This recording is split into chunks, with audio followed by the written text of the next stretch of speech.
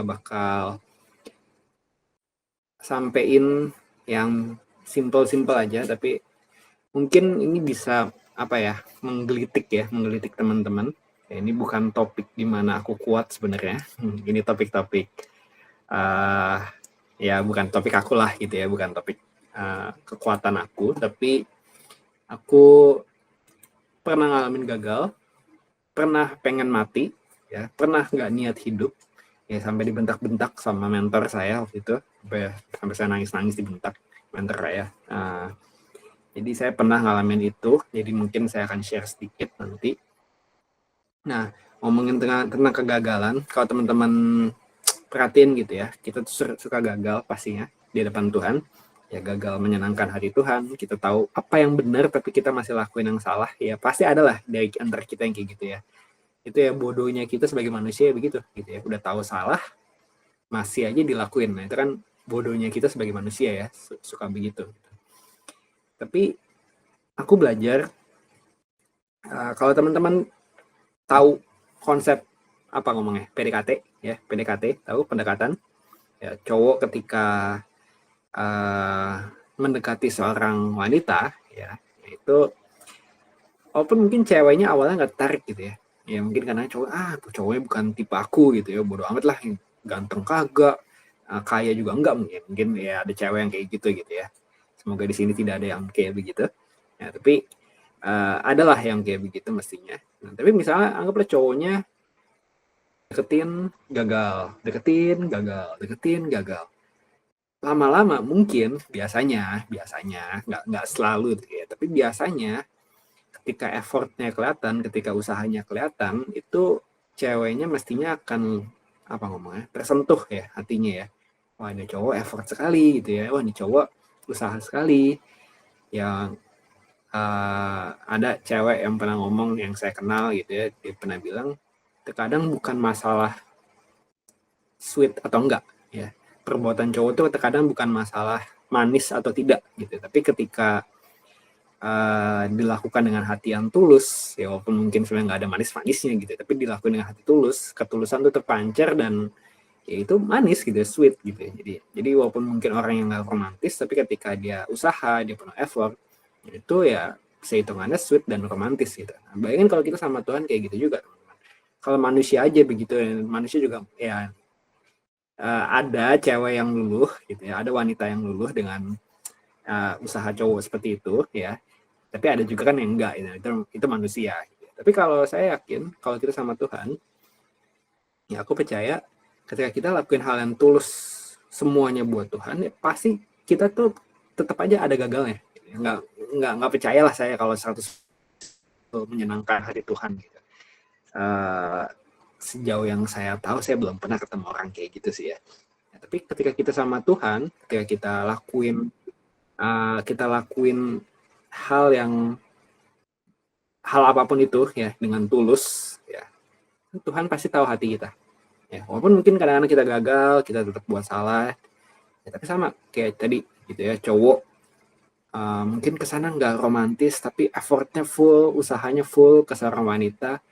Lama-lama wanita bisa luluh, walaupun nggak semua wanita, sekali lagi ini kita ngomongin manusia. Tapi kalau kita ngomongin Tuhan tahu hati kita, ketika kita full usaha, full effort, walaupun mungkin kita ada gagalnya, tapi aku percaya Tuhan pasti tersentuh hatinya. Wah, anak ini memang gagal sih, tapi dia lakuin ini karena dia cinta aku loh. Ya, pasti Tuhan tahulah hati kita gitu ya. Dan makanya sebagai pengikut Kristus, menurut saya nggak apa-apa gagal ya, nggak apa-apa gagal menurut saya, asalkan diusahakan jangan gagal lagi gitu ya. Kalau sekali ya gagal boleh, tapi diusahakan jangan gagal lagi. Kan emang kita effortnya menyenangkan hati Tuhan kan. Nah, makanya aku percaya hari ini aku mau bahas tentang kegagalan bukanlah akhir. Ya, sekali lagi ini poin pentingnya di situ ya teman-teman ya. Poin pentingnya adalah di mana kita mungkin gagal, tapi ketika kita motivasinya buat Tuhan, ya Tuhan pasti ngerti hati kita dan pasti di mata Tuhan tuh sweet gitu ya. Perbuatan kita sweet di mata Tuhan. Nah, aku mau buka dengan seorang pribadi ya teman-teman. Seharusnya kalau teman-teman baca Alkitab, ya teman-teman bisa nebak ini gambar siapa. Ya ini gambar Petrus, ya, dia tercatat sebagai satu-satunya murid Tuhan Yesus yang berjalan di atas air. Ya. Yang lainnya tetap di perahu. Petrus berjalan di atas air, ya walaupun ya jatuh juga sih, tapi ya intinya dia berjalan di atas air, kita sempat jalan di atas air, satu-satunya murid yang begitu. Dia bisa dibilang murid yang paling menonjol gitu ya, menonjol. Pernah jalan di atas air dia. Terus yang bilang Yesus adalah Kristus, dia juga ya dia murid yang nonjol lah, dan emang nonjol gitu sampai akhir hidupnya ya. Orang Kristen yang paling menonjol mungkin dia dan Paulus mungkin ya. Petrus lah lebih menonjol mungkin. Nah, dia orang yang mungkin awalnya sebagai murid Kristus ya dia hebat gitu ya, kesana kayak wah gitu ya, naik terus kayak jalan di atas air, ngakuin Yesus sebagai Kristus, dipuji Tuhan Yesus gitu kan. Tapi dia sempet jatuhnya, kalau teman-teman tahu kan pasti tahu lah ya, kalau kita Jumat Agung ya Petrus itu jatuhnya karena dia menyangkal Tuhan Yesus. Nah, ada hal menarik ya di balik dia menyangkal Tuhan Yesus. Kalau teman-teman perhatiin, kebanyakan kalau orang ditanya kenapa Petrus nyangkal Tuhan Yesus, pengecut, ya nggak sih? Pernah nggak sih mikir itu? Petrus itu pengecut, makanya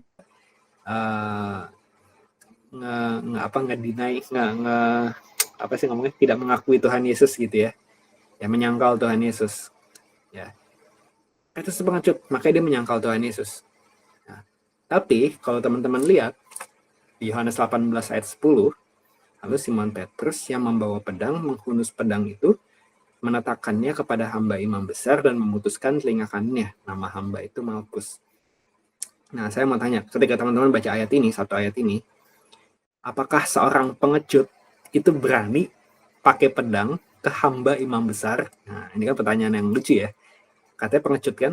Nah, tapi dia motong kuping hamba imam besar, itu nggak pengecut gitu ya. Kalau pengecut tuh ya pas itu langsung kabur gitu. Tapi dia nggak kabur. Dia malah langsung keluarin pedang gitu. Itu sama saya bukan sifat pengecut gitu ya. Tapi menariknya ya setelah dia ambil pedang itu dan akhirnya dikabur juga sih ya. Dan dia kalahnya sama mbak-mbak gitu ya. Kasarnya ya. Sama hamba imam besar berani, ya mereka mungkin bawa senjata segala macam, dia berani ngelawan, tapi sama mbak-mbak gitu, mbak-mbak kan zaman dulu kan ya nggak mungkin kesatria lah gitu, nggak mungkin bawa pedang segala macam. Nah, sama mbak-mbak kalah gitu. Nah, kalau saya jadi dia, saya malu banget mungkin ya. Sama prajurit berani, sama mbak-mbak kalah gitu ya. Ketakutannya kayak setengah mati begitu, langsung nyangkal Tuhan Yesus 3 kali. Saya malu banget pasti kalau jadi Petrus. Nah, ini momen kegagalan terparah mungkin di dalam hidup Petrus, dan saya yakin dia nggak mungkin lupa ini sampai dia mati, pasti diingat ya. Ini kegagalan paling mentok di bawah ya, sebagai orang yang pernah ngaku oh Tuhan aku berani mati buat engkau Tuhan, tapi tiba-tiba kalah sama mbak-mbak gitu ya. Mbak-mbak, bayangin ya sih, mbak-mbak gitu. Kalau kalahnya sama ya mungkin kalau gue lihat masih hidup gitu ya, ada raksasa gitu dia kalah, ya mungkin kita masih kayak oh iya serem juga sih gitu. Tapi sama mbak-mbak gitu bisa kalah. Ini kegagalan paling parah di hidup Petrus mungkin. Ya, mungkin bisa dibilang kegagalan paling parah di hidup Petrus. Tapi menariknya adalah orang yang nyangkal Tuhan Yesus 3 kali, dia jadi satu-satunya orang yang setelah Tuhan Yesus bangkit dapat perintah gembalakanlah domba-dombaku. 3 kali lagi dapat perintahnya gitu ya. Nah, ini kalau teman-teman perhatiin, ternyata Tuhan tuh nggak melihat kegagalan Petrus sebagai oh ya udah Petrus kamu udah gagal, kamu udah nyangkal aku 3 kali, udah kamu finish gitu ya, udah no hope kamu, masa depan kamu no hope. Nggak ada kayak gitu ya. Makanya Tuhan tuh luar biasa banget ya, itu kasih karunia Tuhan buat kita ya. Mungkin kita juga pernah ngalamin kayak Petrus gitu ya, udah kayak no hope lah mestinya. Seharusnya Tuhan nggak ampuni kita, seharusnya Tuhan nggak pakai kita, boro-boro Tuhan mau pakai kita gitu ya. Sempurna juga enggak, kelemahannya banyak, ngapain Tuhan pakai kita ya. Tapi Tuhan masih kasih kita kesempatan ya, selama kita bernafas itu Tuhan kasih kita kesempatan. Sama seperti Petrus, mungkin dia gagal, tapi dia benar-benar Tuhan pakai sampai akhir hidupnya dia dipakai Tuhan luar biasa. Ya. Bayangin nggak sih kalau Tuhan bilang, Petrus sudah, kau udah gagal, selesai. Ya mungkin kita nggak bisa punya Alkitab surat 1 Petrus sampai 2 Petrus gitu ya. Ya itu mungkin nggak ada surat itu. Kita nggak ada Alkitab itu jadi nggak lengkap karena Petrus udah dibilang gagal dan akhirnya dia ngapa-ngapain. Gitu. Dan kalau teman-teman kitab Markus itu juga ditulisnya oleh Markus tapi berdasarkan cerita Petrus gitu ya. Jadi kita dapat kitab Markus aja karena Petrus gitu. Bayangin kalau Tuhan Yesus sudah nyerah sama Petrus. Ya, Tuhan tuh nggak pernah nyerah sama kita dan kita makanya ketika kita gagal, kita harus bangkit lagi, tetap fokus sama Tuhan, tetap lakuin yang terbaik yang kita bisa buat Tuhan. Nah itu perbedaannya Petrus sama Yudas gitu ya. Yudas jatuh, dia bunuh diri. Nah Petrus jatuh juga, ya, tapi dia tobat dan akhirnya jadi hamba Tuhan yang luar biasa sampai akhir hidupnya. Nah kalau teman-teman lihat ini, teman-teman tahu, maksudnya nggak tahu teman-teman tahu atau enggak, tapi nggak tahu nggak apa-apa. Jadi ini karena ini bukan rohani sebenarnya, ini tokoh sejarah yang legend. Ya teman-teman di rumah sekarang pasti pakai lampu. Nah ini penciptanya gitu ya. Ini penciptanya, orang yang pertama kali ciptain lampu listrik. Namanya Thomas Edison. Ya, saya pernah baca komiknya, komik sejarah dia dari dia lahir sampai dia mati gitu ya. Lumayan tebal komiknya dulu. Sebagai anak-anak saya demen baca gituan. Nah ternyata dia ini dicap orang bodoh sama gurunya gitu ya. Dia nanya ini, dibilang idiot sama gurunya. Gurunya dulu apa? Kalau nggak salah tuh dia tanya tentang awan tuh terbentuknya gimana, kok awan bisa bikin hujan sih. Nah zaman itu kayak gurunya belum tahu jawabannya apa dan dia dibilang idiot gitu karena nanya begitu. Nah, jadi dia nanya apa dibilang idiot, nanya apa dibilang idiot. Nah, akhirnya dia kalau nggak salah homeschooling jadinya sama mamanya sendiri dan akhirnya dia jadi seorang penemu di mana dia cobain bikin lampu gitu ya. Nah dia bikin lampu itu nggak langsung jadi gitu ya. Dia bikin lampu, kalau teman-teman cari tuh dia ada satu sumber yang bilang dia gagal sampai 1000 kali, ada juga yang bilang 10.000 kali, nggak tahu mana yang benar gitu ya. Tapi dia intinya dia gagal lebih dari 1000 kali lah intinya gitu. Nah saya baca komiknya dulu, kalau saya jadi dia saya udah kesel duluan sih, gila 1000 kali, 100 kali aja mungkin saya udah kesel duluan gitu. Ini 1000 kali, dan kalau teman-teman tahu ceritanya, cara dia ngeceknya itu kan lampu kan ada itu tuh di gambarnya ada tengahnya yang besi-besinya itu tuh. Nah itu besi-besinya itu nggak boleh nggak boleh angus gitu ya. Kalau angus berarti gagal. Nah kalau kita mau ngecek besinya itu bisa angus atau enggak, itu kita nunggunya itu bisa berhari-hari. Jadi satu kali kegagalan tuh lebih dari 1 hari teman-teman. Jadi itu 1000 kali gagal itu lama banget gitu ya, prosesnya lama banget. Tapi dia nggak nyerah sampai akhirnya dia ciptain lampu dan kita bisa nikmati itu sampai sekarang. Ini salah satu tokoh sejarah yang benar-benar kita bisa pelajari. Dia bilang, saya nggak pernah gagal, saya cuma mencoba beberapa cara yang tidak berhasil gitu ya. Kalau bahasa dia lucu ya, dia orang itu kata-katanya juga bagus ya kalau kita lihat quote-quote-nya. Tapi intinya itu, kalau kita gagal ya teruslah maju gitu ya. Kegagalan adalah sebuah kejadian, bukan seorang pribadi. Nah, saya ulang sekali lagi teman-teman ya, kegagalan adalah sebuah kejadian, bukan seorang pribadi. Jadi kalau kita gagal ya itu kejadian aja ya, satu momen di hidup kita, satu event di kejadian kita, tapi itu bukan menjadikan seorang Andreas Mario adalah seorang yang gagal gitu. Ketika Andreas Mario bikin kegagalan, Andreas Mario adalah orang yang gagal, nggak kayak gitu ya. Ketika Francisca melakukan kegagalan, bukan artinya Francisca adalah orang gagal. Ketika Felicia melakukan kegagalan, bukan artinya Felicia adalah orang yang gagal gitu ya. Jadi bukan pribadi ya, kegagalan itu bukan pribadi. Nggak ada orang yang gagal di dunia ini gitu ya. Kegagalan itu cuma kejadian yang kita alami aja. Nah, Amsal 24 ayat 16, sebab 7 kali orang benar jatuh namun ia bangun kembali, tapi orang fasik akan roboh dalam bencana. Ya, ketika kita ikut Tuhan, kita jatuh gitu ya, percayalah kita pasti akan bangun kembali dengan kekuatan Tuhan. Ya, mungkin kita jatuh terlalu lama, ya jatuh berkali-kali, tapi dengan kekuatan Tuhan kita bisa balik lagi. Ya, ini ada kata orang benar, ya ada orang benar. Nah itu kalau bahasa Inggrisnya godly, ya orang bertuhan lah gitu ya, orangnya Tuhan gitu, orang yang Gatli itu apa sih bahasa Indonesianya ya teman-teman tau lah masih ya Gatli, jadi orang yang ikut Tuhan lah gitu ya. Jadi 7 kali orang benar jatuh, dia bangun kembali. Nah, jadi gagal itu bukan hal yang fatal sebenarnya, tapi yang fatal adalah gagal untuk bangkit kembali. Nah, itu John C. Maxwell bilang begitu. Ya kayak tadi, 7 kali orang jatuh, dia akan bangkit lagi. Nah, jadi bukan soal gagalnya, tapi bisa nggak setelah gagal kita bangkit kembali? Ya. Kalau kita gagal dan kita kalau kita gagal untuk bangkit kembali, nah itu baru gagal yang benar gitu ya, gagal yang benar kayak gitu. Tapi ketika kita bisa bangun lagi, coba lagi, bangun lagi, coba lagi, nah itu bukan hal yang fatal dan itu ya normal gitu ya. Semua orang pasti ngalamin lah, nggak ada orang yang nggak ngalamin kayak gitu ya. Nah, Roma 7 ayat 14-15, sebab kita tahu bahwa hukum Taurat adalah rohani, tapi aku bersifat daging, terjual di bawah kuasa dosa. Sebab apa yang aku perbuat, aku tidak tahu. Karena bukan apa yang aku kehendaki yang aku perbuat, tetapi apa yang aku benci, itulah yang aku perbuat. Nah, itu ayat ini ada lagunya, ya lagu terkenal di bule. Ya, saya suka tuh lagunya. Teman-teman mungkin nggak tahu bandnya terkenal di bule, tapi nggak tahu terkenal di Indonesia gitu ya. Jadi bukan apa yang aku kehendaki yang aku perbuat, tapi apa yang aku benci, itu yang aku perbuat. Nah, teman-teman pasti pernah nggak sih kayak gini?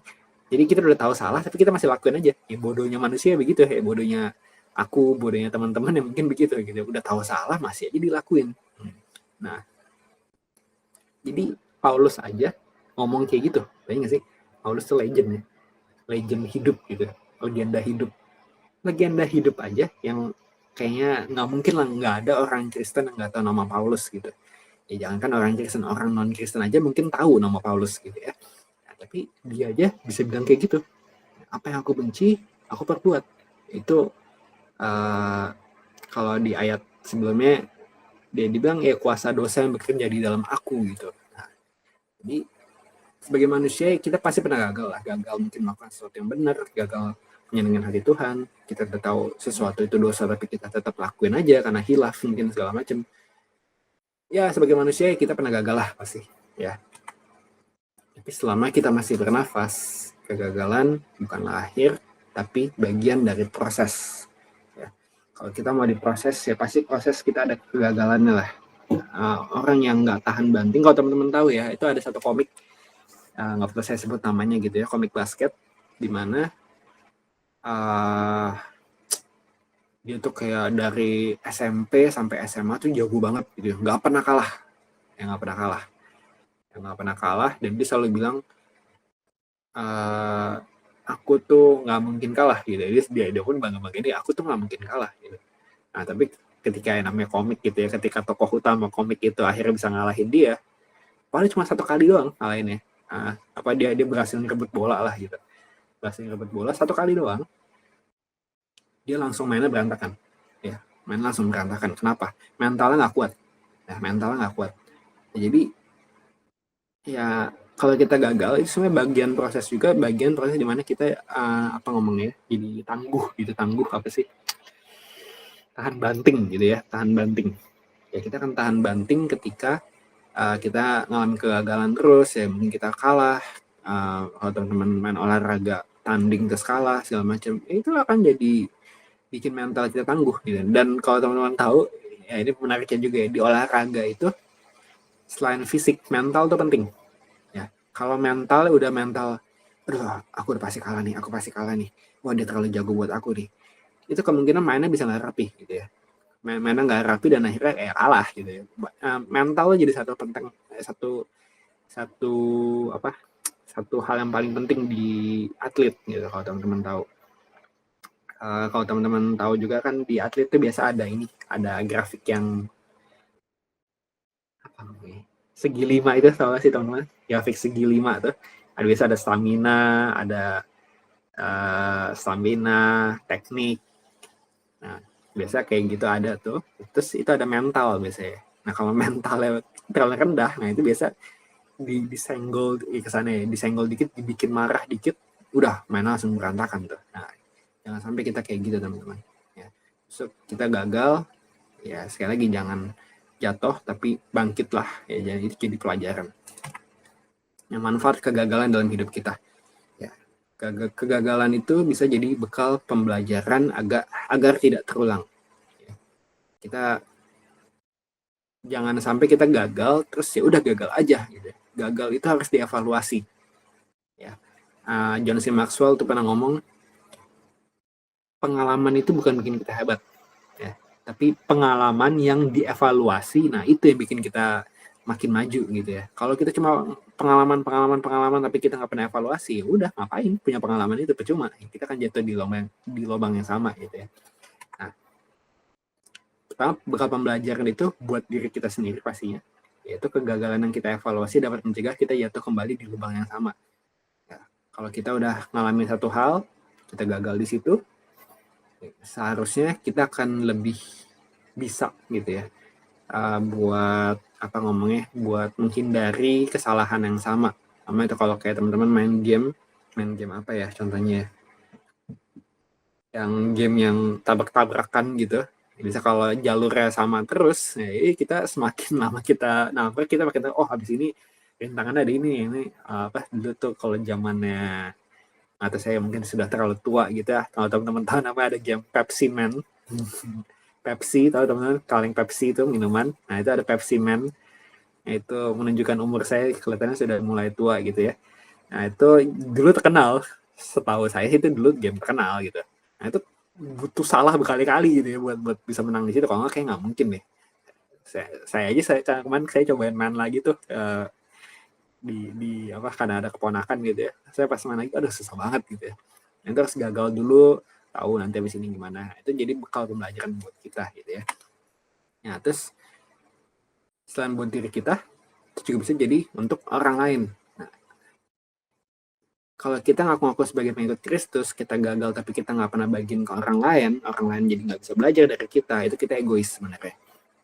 Baik nggak sih misalnya, nah ini dulu pendeta yang pernah didik saya gitu ya, dia pernah ngajarin, contoh dia udah ngalamin 20 tahun misalnya, dia udah ngalamin 20 tahun, udah tahu nih, oh gagalnya kalau begini, gagal di sini, kalau ini gagal di sini.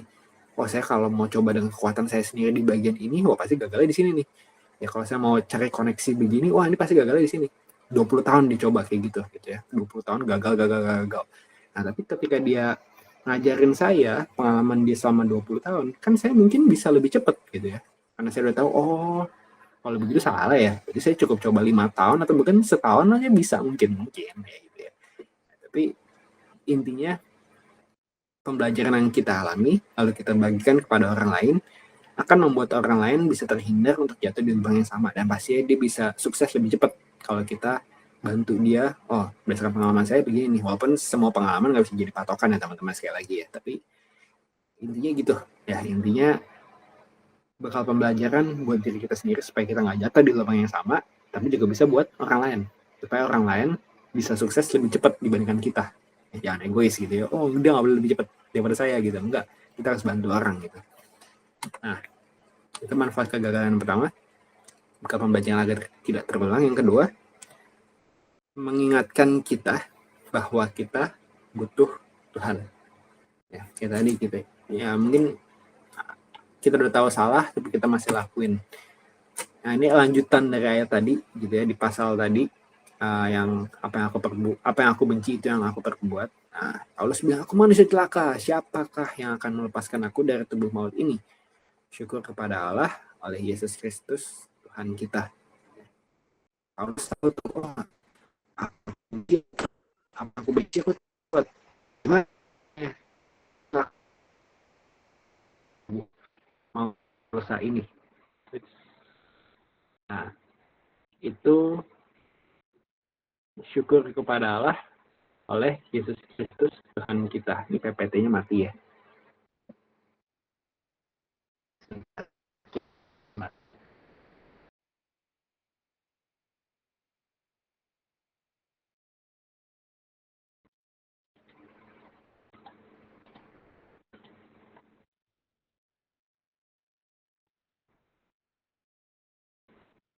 PPT mati.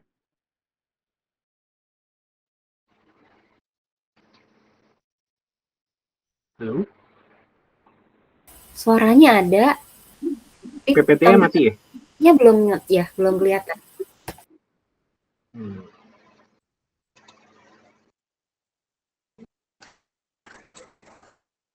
PPT mati nih.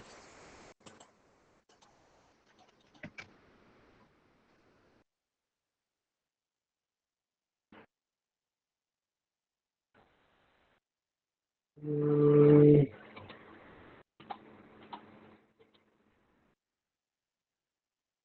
Oke, udah bisa ya. Nah, jadi tadi gitu ya. Tadi apa ya?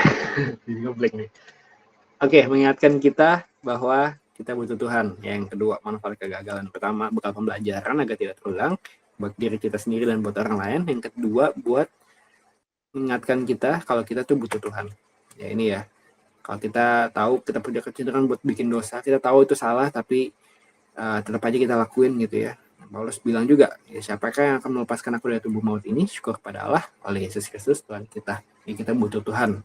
Karena kita pasti gagal, kita butuh Tuhan buat bangkit kembali, dan tuntunan Tuhan juga pastinya buat kita peka sama dosa gitu ya. Jadi kita bisa menghindari dosa.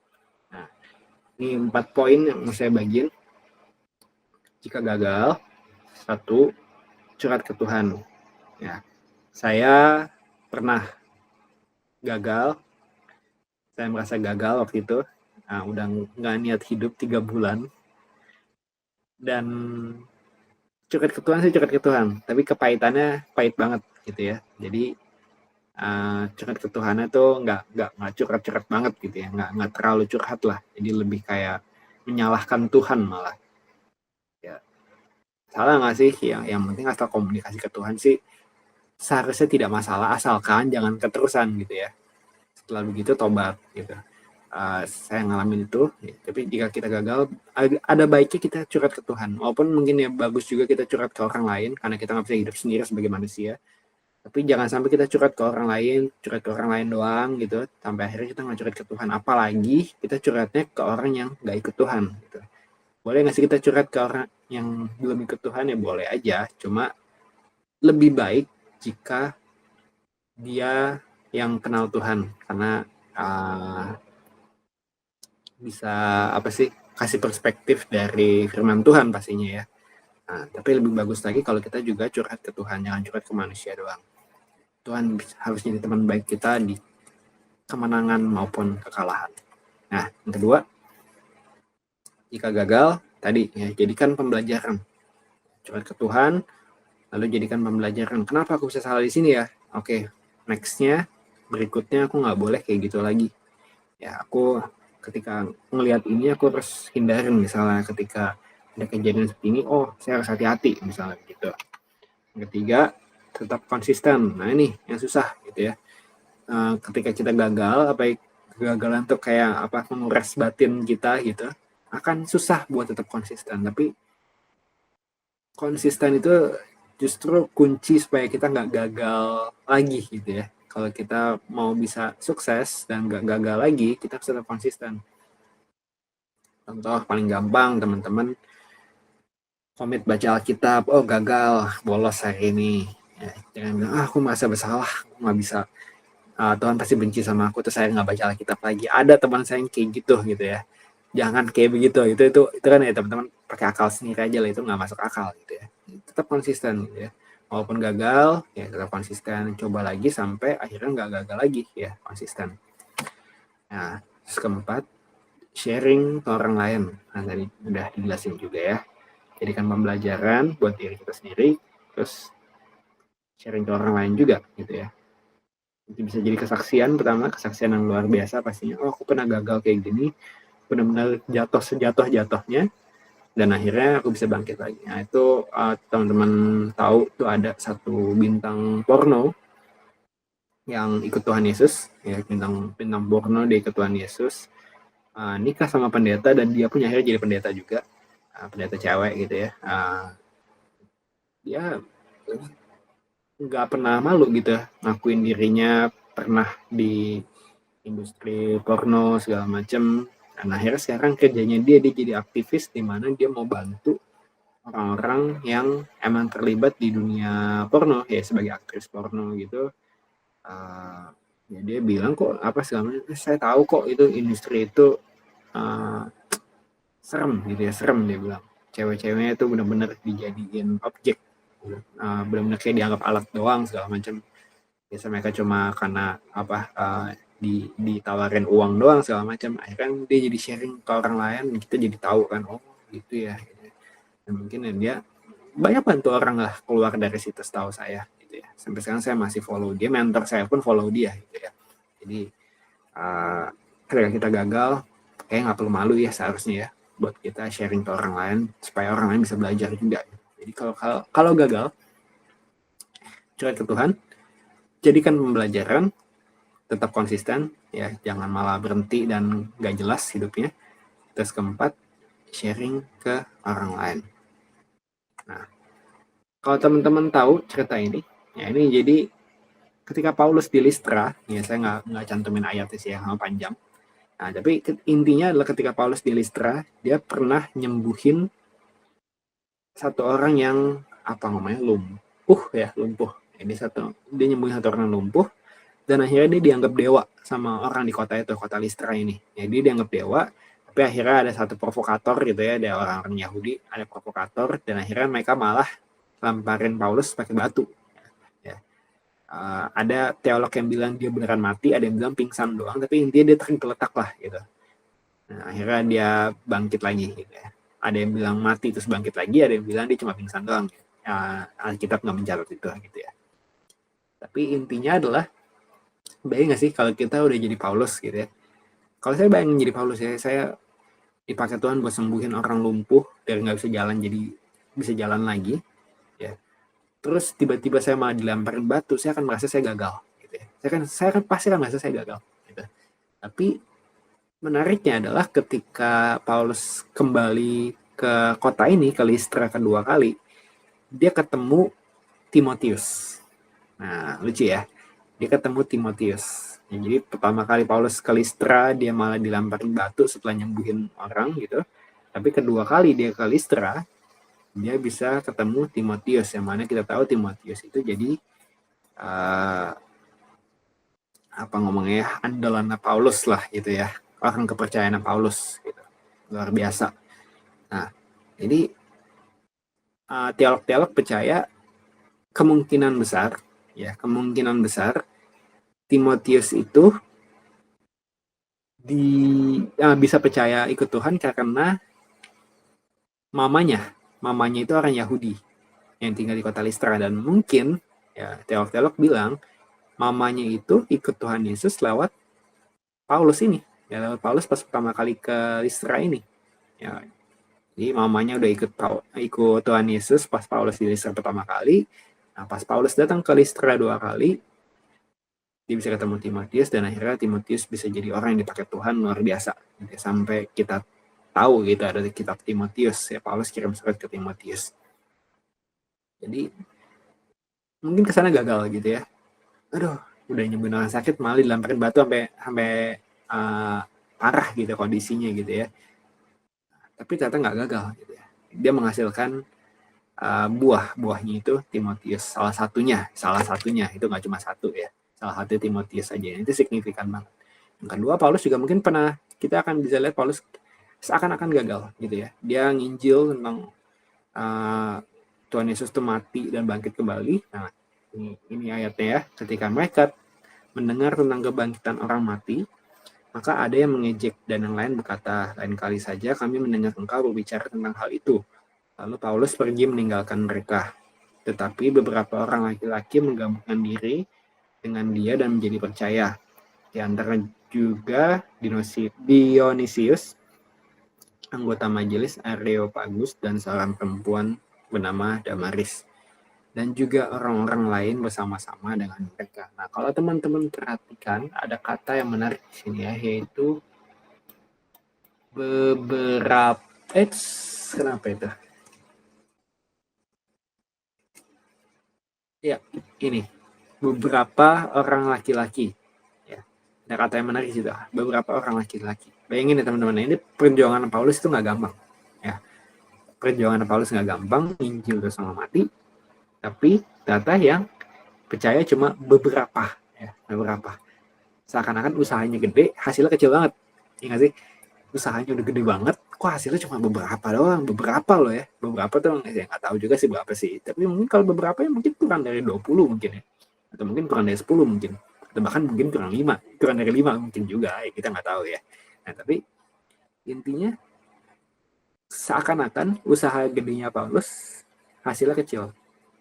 Di mata dunia itu gagal. Nah, tapi kenapa sih? Maaf ini. Oke lah. Sudah saya juga secara-cara. Tapi kalau teman-teman perhatikan, di situ ada nama Dionysius. Dionysius itu salah satu orang yang signifikan sepanjang zaman Paulus. Ya.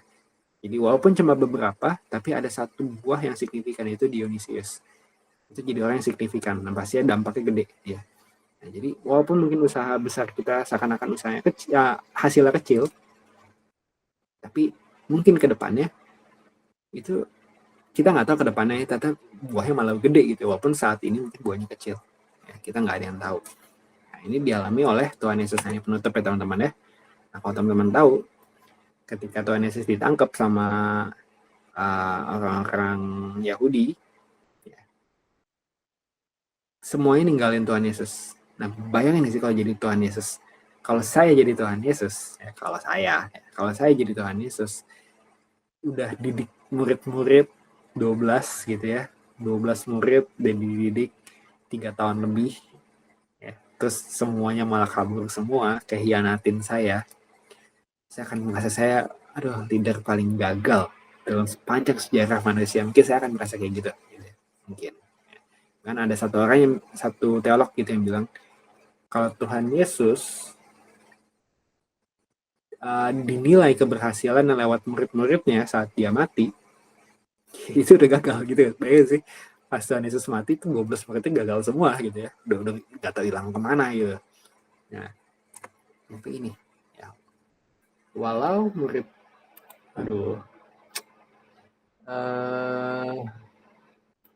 ini kenapa ada coretan ya, sudahlah, maaf ya teman-teman, itu ada coretan nggak bisa hilang atau kenapa. Walau murid Yesus semuanya gagal dan lari meninggalkan Yesus, bukan artinya Yesus adalah pribadi yang gagal. Ini kita harus tahu. Ya. Nggak nih teman-teman bilang Tuhan Yesus itu pribadi yang gagal cuma karena muridnya kabur semua. Wow, boro-boro gagal, ya. Dia berhasil. Hasil apa? Nebus kita semua. Dan sebenarnya kalau kita perhatiin, yang gagal juga sebenarnya Yudas doang gitu ya. Yang lainnya setelah Tuhan Yesus bangkit, kita bisa lihat sampai mereka mati jadi martir. Warisan rohani dari mereka masih ada di kita semua. Dan itu bisa dibilang, makanya pakar kepemimpinan pada bilang Yesus itu pemimpin yang luar biasa gitu ya, karena hidupnya 2000 tahun yang lalu tapi sampai sekarang aja efeknya masih ada gitu ya. Gak ada tuh pemimpin kayak gitu. Hitler, mana Hitler gitu ya, dibilang pemimpin hebat, hancur gitu ya. Ketika zaman sekarang mungkin ada ketahuan yang Nazi segala macam, habis langsung gitu kan, ditangkap, penjara segala macam. Nah, tapi murid-murid Tuhan Yesus sampai 2000 tahun setelah Tuhan Yesus mati itu masih bisa. Tuhan Yesus tuh benar-benar harus diakui sebagai pemimpin paling hebat sepanjang sejarah dunia ini ada gitu ya. Karena ya itu ya, karena benar-benar legasinya, legacy itu apa sih ya? Warisannya gitu ya, warisannya benar-benar ada sampai 2000 tahun. Jadi teman-teman, sekali lagi, gagal bukanlah akhir. Ya, Tuhan Yesus mungkin kalau teman-teman lihat dia mati, kalau kita lihat pas dia mati mungkin 12 muridnya itu ya udah gagal semua.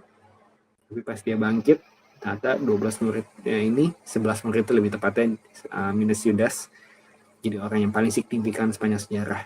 Itu menggemparkan dunia zaman itu gitu ya. Jadi apapun kegagalan kita, kalau kita tetap lengket sama Tuhan, pasti Tuhan akan bawa kita lebih lagi. Dan asal kita mau konsisten, terus nyenengin hati Tuhan, sama kayak tadi aku udah jelasin ya teman-teman ya, cowok ke cewek gitu ya. penuh effort, walaupun mungkin kesana nggak ada romantisnya, tapi ya lama-lama kan cewek akan ngerti gitu mestinya ya, walaupun nggak semua cewek sekali lagi. Tapi kalau Tuhan Yesus, Tuhan tahu hati kita ya, ketika kita punya motivasi terus buat nyenengin hati dia ya, Tuhan pasti akan lihat, wah anak aku ini sweet sekali gitu ya, gagal, masih bisa bikin dosa iya, tapi dia terus mau tobat, terus memperbaiki dirinya demi aku gitu. Wah kalau saya jadi Tuhan juga, saya mungkin akan rasa, wah ini anak sweet banget gitu ya. Amin, amin. Yuk kita tetap dalam doa. Tuhan, terima kasih Tuhan atas kesempatan kami hari ini. Tuhan masih bisa mendengar firman-Mu Tuhan. Kami tahu Tuhan kami bukan pribadi yang gagal, kegagalan cuma kejadian di hidup kami saja, dan kami tahu Tuhan apapun yang kami alami, kami hidup dalam anugerah, dan kami tahu Tuhan selama kami masih bernafas, Kau masih kasih kami kesempatan. Maka dari itu Tuhan, kami mau belajar untuk terus mengandalkan Engkau dalam segala sesuatu di hidup kami. Dan kami tahu ketika kami mengandalkan Engkau, mungkin kami memang gak akan 100% pasti berhasil juga, karena kami masih punya kelemahan. Tapi kami tahu Tuhan, itu jauh lebih baik dibandingkan kami mengandalkan kekuatan kami sendiri. Dan kami tahu Tuhan, Kau mau kami sukses, ya. Berkat akan mengejar kami ketika kami mengejar Engkau, ya biarkan kami mengejar keintiman dengan Engkau lebih dari apapun itu. Dan kami tahu Tuhan, ketika kami mengejar keintiman dengan Engkau, sukses, berkat, itu pasti yang akan mengikuti. Kami gak perlu kejar itu semua Tuhan. Ya, kami gak mau gila berkat, kami gak mau gila sukses. Tapi kami hanya mau tergila-gila sama Engkau saja. Tergila-gila untuk intim sama Engkau. Kami percaya Tuhan Kau akan pakai kami lebih lagi. Berkati kami semua Tuhan yang ada di tempat ini. Kalau ada yang merasa gagal Tuhan, bangkitkan kami kembali Tuhan, sampai akhirnya kami benar-benar bisa terus berapi-api untuk Engkau. Kami percaya Tuhan, semuanya akan terjadi. Dalam nama Yesus kami berdoa dan mengucap syukur. Amin.